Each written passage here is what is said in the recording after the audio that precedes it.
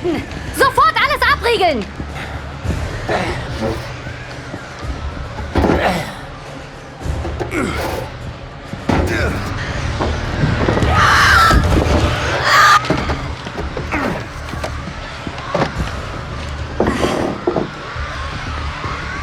Wie lange dauert so eine Finsternis? Weiß ich nicht, ich habe keine Ahnung davon. Kontakt!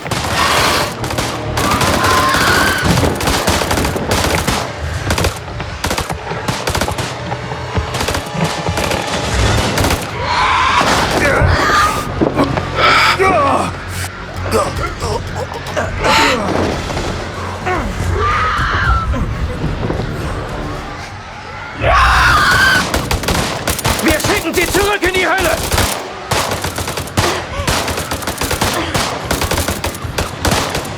Zurückdrängen!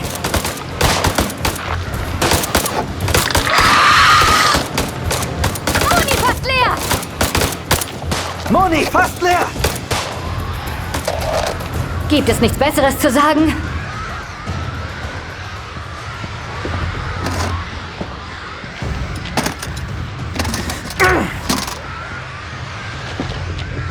Feuerwerk?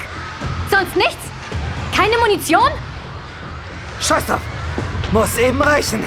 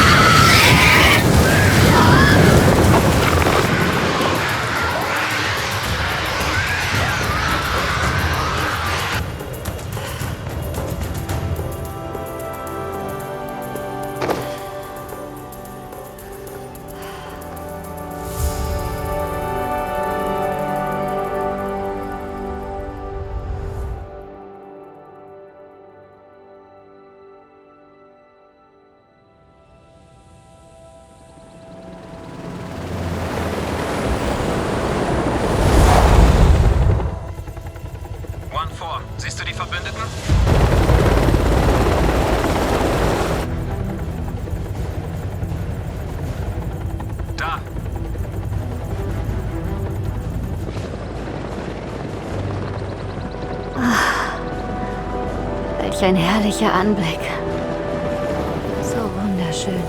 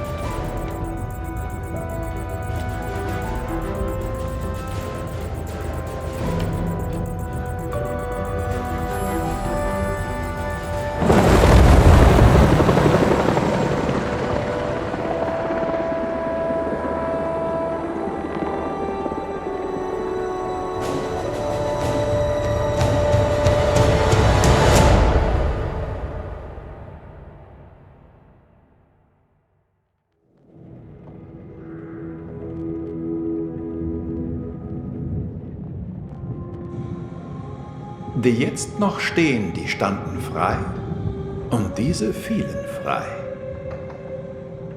Nicht schlecht. Einige Schützlinge kehrten ans Licht zurück, andere blieben in der Dunkelheit. Überleben hat oft einen hohen Preis. Einen Preis, den manchmal andere zahlen müssen.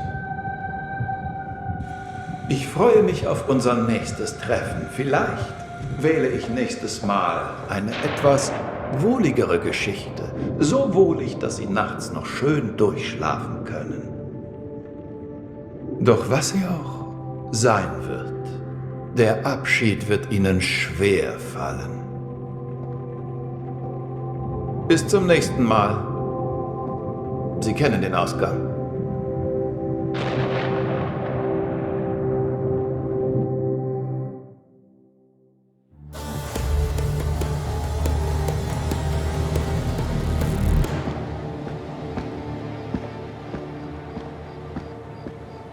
Bist spät dran und siehst scheiße aus. Ich hab einen Nachtflug hinter mir. Was denkst du denn? Guter Flug? Scheiß Film, scheiß Essen, null Beinfreiheit. Musstest hinten sitzen? Neben den Klos. Schön. Der Kaffee war nicht übel. Echt leckere Muffins. Bericht gelesen? Auf dem Flug. Wie läuft es mit dem Analyseteam? Das ISG-Team erlitt Verluste, aber es war kein totaler Reinfall. Mussten nur ein paar vom Boden aufkratzen. Die Ärmsten. Und die Kreaturen? Sowas haben wir noch nie gesehen.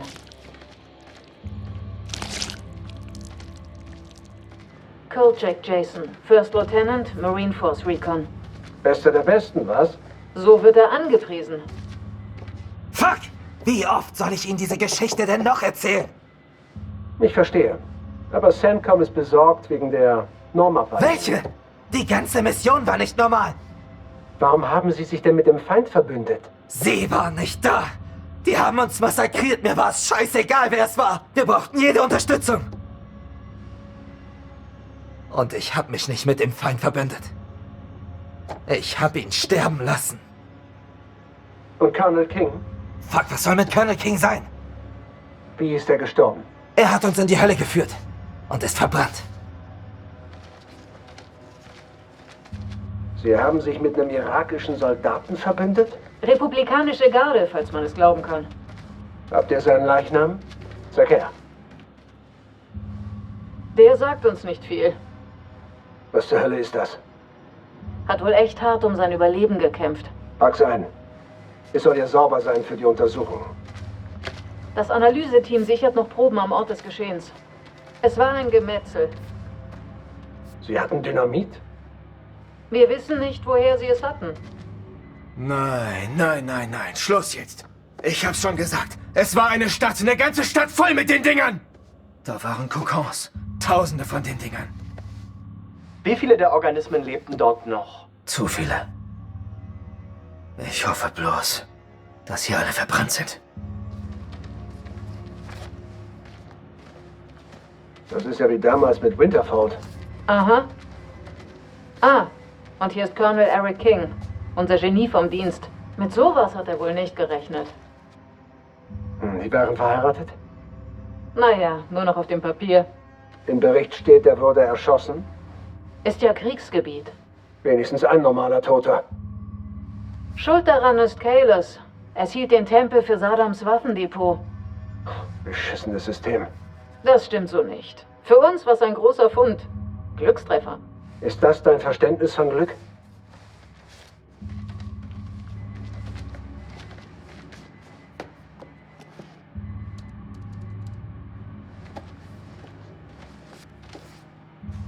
Tja, glauben Sie mir jetzt? Das ist Miller. Er wird Sie weiter befragen. Befragen? Ihre Prioritäten sind echt verdreht. Die Dinger sind noch da unten. Was unternehmen Sie dagegen? Um das zu besprechen, werden wir später noch Zeit haben. Vorerst sollten Sie sich glücklich schätzen, dass Sie noch am Leben sind. Es ist das reinste Wunder, dass Sie da unten überlebt haben. Ich habe gelernt, mich nur auf mich selbst zu verlassen. Ich war stärker als alle. Wir kommen bald wieder. Bleibt es bei nächsten Sonntag? Janet macht Feuertopf. Na klar bleibt es dabei. An den Job werde ich mich nie gewöhnen. Warum solltest du? Zumindest was örtlich begrenzt. Ja, dieses Mal.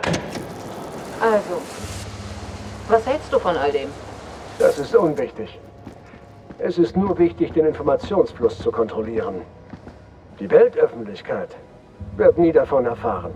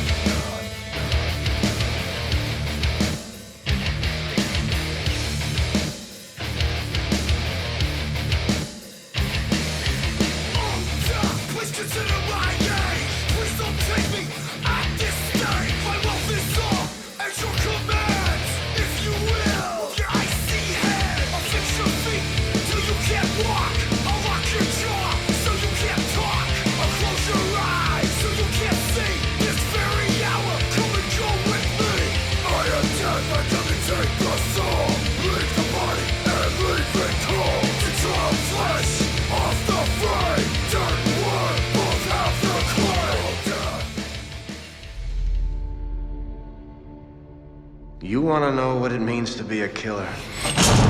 Think of the most profound thing you've ever done.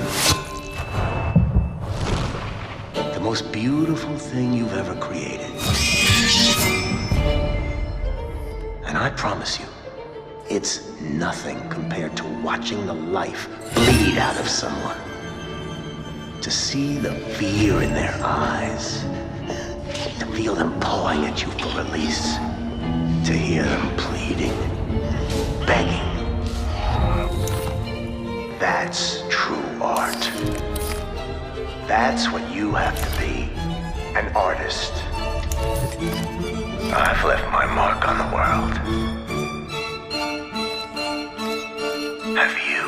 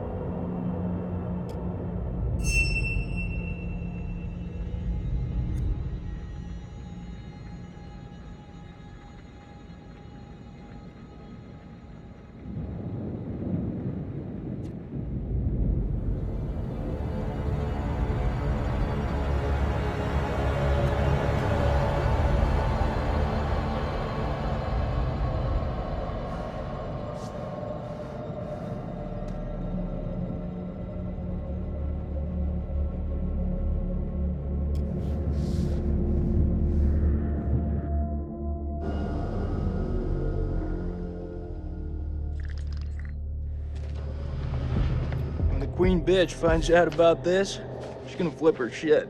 Rachel and I, we know each other. Sir? The queen bitch you're referring to is his wife. Nice work, Hotshot.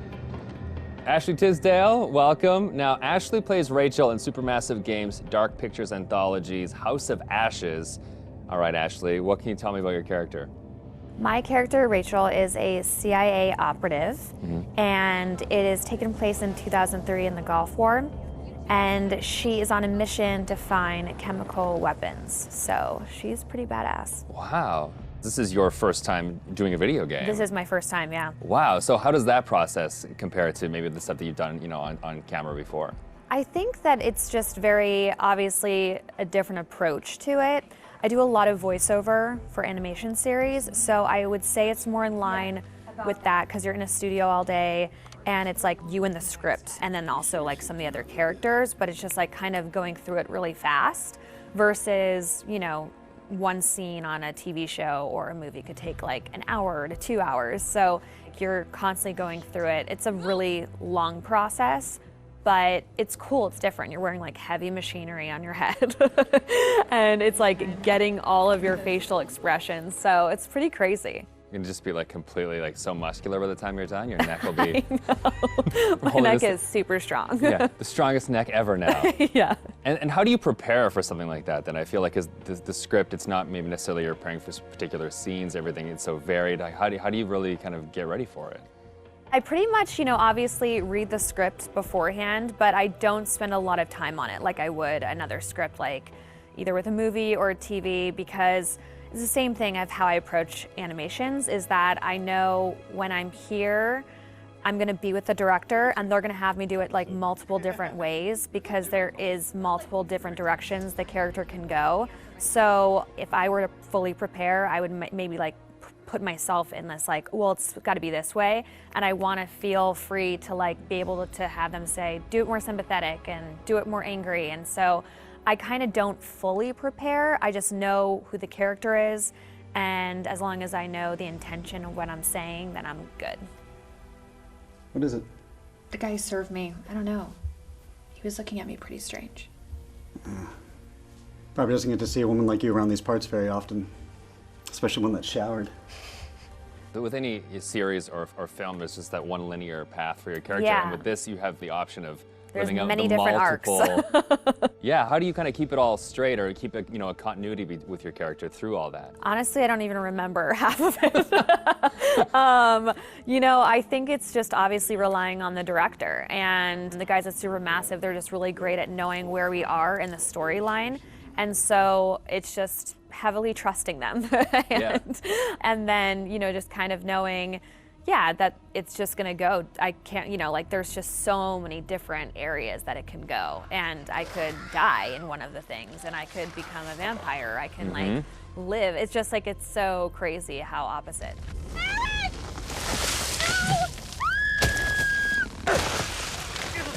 It's got to be interesting too to think that someone's gonna like play you in a game and then maybe you'll die or you'll live or you'll like the people will be in control of your future. I know. I think it's gonna be really crazy just seeing my face on like the character. That's gonna be so wild. It's so crazy how far video games have come. It's so much more cinematic and like the movies that it's pretty wild. It's like beautiful to watch, but it's gonna be crazy.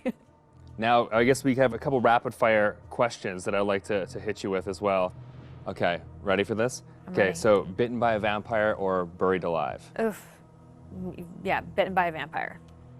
Oh, really? Well, then you get to live forever, so, That is true. Okay, I never thought of that element of it. Things that you've shot so far, do you have a favorite scene? I think my favorite scene would have to be probably early on between Rachel and her husband. It's a flashback and it's them in the car, and it's a moment in time that kind of changes everything. And what I love about it is that it really shows who Rachel was and how it changed her to become who she is today. There's just so much happening in the game that it's just like a moment where it's just like really kind of stripped down and one-on-one, and I think it's a really beautiful scene. What is it? The guy who served me, I don't know. He was looking at me pretty strange. You know, my sole objective, Rach, is to make you happy. Doesn't matter where we are or what we're going through, I'll always put a smile on your face. See? I told you. So how do you get into that? Because I feel like, you know, it's sometimes it's such a sudden change from one scene to the next. So how do you kind of really get into that moment so quickly? I think how we've done it is that we would start off with the earlier stuff. Okay. So it's kind of like you're building to the bigger pieces. And yeah, usually the end of the day, we'll have like the biggest stuff, whether that's us like screaming and fighting, because it obviously drains us and our vocals. So, you know, they know to kind of like have us do the whole like action stuff at the very end of the day. They're breaking through the perimeter. You got any bright ideas? Now's the time.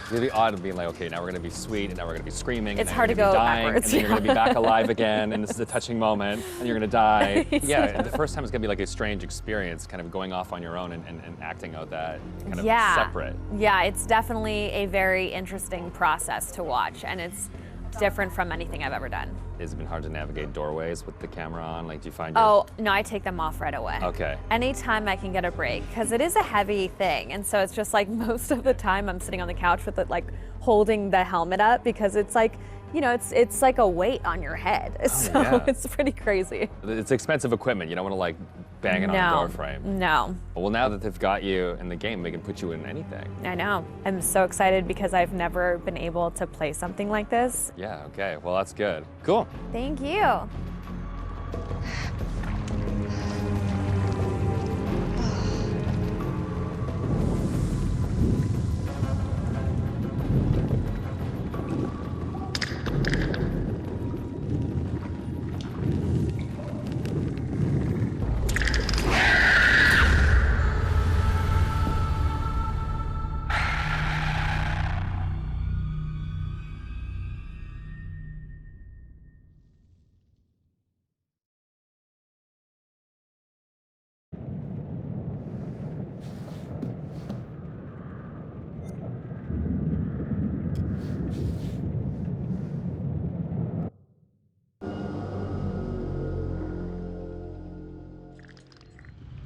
The creature has powerful claws and fangs formed from hardened, unidentifiable tissue. Two of the incisors appear grossly malformed and discolored. Blood is like nothing I've seen. We always like to base our stories in some sort of real-world truth, a piece of folklore or a piece of mythology. With vampires, obviously, there's so much to choose from cultures all the way around the world. So rather than pick one particular legend, we thought it would be fun to create a monster that ties all of those legends together in some way. So we had an idea for a creature that lives underneath the ground and emerges every few years. Our vampire is actually an alien parasite. It invades a host body. The creatures that you see in House of Ashes, the winged demonic creatures, were actually once an intelligent race of cosmic nomads traveling through the stars on this big generation ship.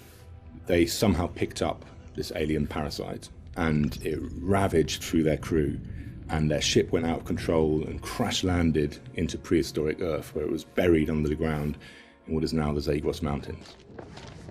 Being a parasite, this alien slug needs to find a host body, a living body or a recently dead one. Once it invades that body, it grows inside it, killing the host if host is still alive. And its tendrils reach out into the host's brain and hijack its central nervous system, sort of reanimating it. It then goes on the hunt for blood.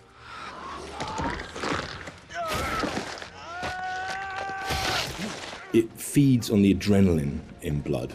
So in order to get the adrenaline pumping, it needs to terrify its prey. So it shrieks at them and drags the kill out until the blood is really, really pumping, and then it strikes. You keep lookout. Fuck! Look out for what? We wanted to show the viewer different forms of the creature and make them think that initially it's a demon, then they think that it's a vampire, and then finally the revelation that it's an alien.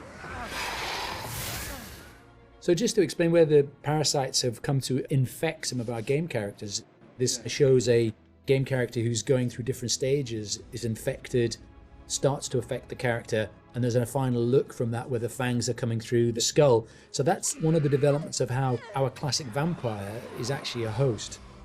Another example of that is an Akkadian warrior who's been taken over by the parasite, and again the fangs have come through, the vines are poking through the head. This human is now being taken over, his skin is dying, the parasite is trying to grow within. But we progress that into looking at the design on the alien demon, I call it. This had to have very unique elements that came through from the head design. So we've got a very animalistic head here, but also we've got the fangs. These fangs are coming from the parasite that's within, so the fangs are coming through. It's almost deforming the shape of the host. Oh, shit. The fuck happened to your teeth, buddy? We refined that further to what is our final head, where the ear is a part of the skull and it flexes open. A bit like a frill lizard, where the frill of the canopy comes out, our head is actually moving apart. And we've got illustrations that show that, where the head is dormant and is concealed, but then as it hears and wants to resonate, the skull expands open. And that then allows the creature to hear and pick up on anything within the environment. With characters, it's always good to base at least some of it on anatomy that we recognise, and that provides a foundation for the vampire. It's bipedal and human in its structure, but we've just changed things, tweaked them, made them a bit more alien. So, for example, the ribs joined together at the sternum to form a rib cage, but we've expanded it out quite a lot, and some of the ribs are fused together to make bony plates. It's just to suggest that it's had a very different evolution from a human. We tried a version with human-style legs, but in the end, we went for a dog-type leg. It just made it more creature-like and more threatening. And we added bird-like talons on the toes, just to give it some natural weapons and make it into a predator. We didn't want to focus too much on bat reference, because we were trying to steer away a bit from the classic bat-like vampire. We did go for 2 sets of bat-like wings. One of the shots in the game is of the vampire jumping down from above, backlit with its wings out in an attack pose. And when we saw that pose, we decided to add an extra set of wings attached at the hip joint. It just really helped that silhouette. The environment is very interesting because they can use not just the floor, they can fly as well. They can walk on the walls, but they've got claws. So imagine something really interesting in a cave where you've got creatures coming towards you, from every angle. I think that visually is something impactful and very interesting to look at, and scary. One of the interesting parts is the finding of those nuances and details that really bring the character to life. How does it move? How does it behave and act? We had motion capture, and then we had the more traditional computer animation keyframing. On the motion capture side, there were a variety of different setups that we tested. We had arm extensions, and then we had various different leg stilts that our creature actor used. But what was apparent when filming this was that it really limited his movement. So in the end, we decided not to use any of that, and he just performed himself. Basically, this gave him the freedom to really express that physicality in acting and gesture. They react to sound like bats. They hear you, they hunt you. The vampires have these head plates, these bony kind of gristly structures on their heads that click and vibrate, kind of like a bat's echolocation. They're used to survey environments and to locate prey. We went through a lot of different iterations, and we tried a lot of different things. Like I think I sampled keyboards and mouse clicks, and then used a scooter fender and a wet trainer. And it made this organic, clicky, squeaky sound. And then I had a friend of mine, in the States, take a taser to a bunch of meat and a bunch of organic material, and it came out a lot more aggressive. It just sounded meaner. I got something for you! And then the biggest thing that we had was this little tiny drum and a rod with fishing line in between it. So when you twisted a rod, it made this clicking and popping sound. So that ended up being one of the main tonal layers for it. But none of them quite fit right. But once we put them all together and layered them all together on top of each other, then it started to actually work as a holistic organic thing. Something entirely new to House of Ashes, which is a classic horror movie trope, is the vampire point of view shots, which we use a very wide lens and we use some perspective distortion on those shots, which helps sell the power and hunger of the vampires as they're chasing the soldiers, and it helps make the soldiers feel very small and very weak. And doing so, it also helps us as the player realise that these vampires are inhuman, and that when we're watching what they're doing, they're bouncing off of walls and they're climbing on the ceilings and flying. At any time in the game, the players could be running through an endless maze of tunnels, and we use very tight shots on these with a lot of handheld, a lot of tilt again, to emphasise this claustrophobicness and this tension and not being able to see what's chasing them. And it's in complete contrast then to later on in the game where we see these grand environments that they uncover, which could be a temple, a city, or things like that, that we have these wide shots that really sit still and just let the players soak in that environment.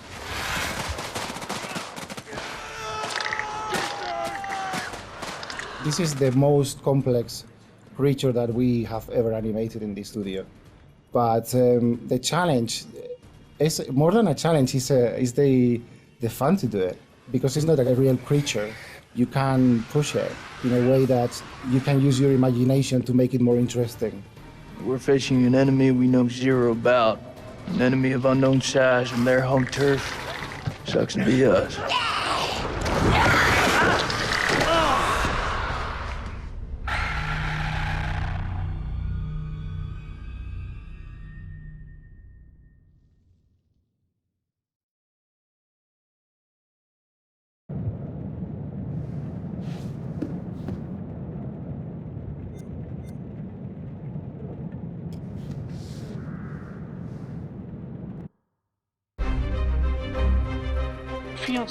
September 1945. Wenn man eine Einladung von Lady Bradshaw erhält, nimmt man an. Mary und ich wollten eigentlich in die Flitterwochen, aber die Chance, mit einer der besten Altertumsforscherinnen Großbritanniens zu dinieren, mussten wir nutzen. Bradshaw trug eine Brosche, die Mary sofort ins Auge fiel. Ein sumerisches Relikt aus einer Ausgrabungsstätte im haschemitischen Königreich im Irak. Nach dem Essen zeigte sie uns einen anderen Fund aus derselben Grabung, eine goldene Keilschrifttafel. Sie meinte, die Tafel sei das letzte Puzzleteil ihres Lebenswerks, eine Karte, die zum Grab von Alexander dem Großen führen soll. Wenn sie recht hat, befindet sich das Grab irgendwo an der Grenze zwischen Syrien und dem Irak. Lady Bradshaw will, dass wir die Expedition für sie leiten. Es scheint, dass wir unsere Flitterwochen in einer staubigen Ausgrabungsstätte im Sagrosgebirge verbringen werden. 2. April 1946.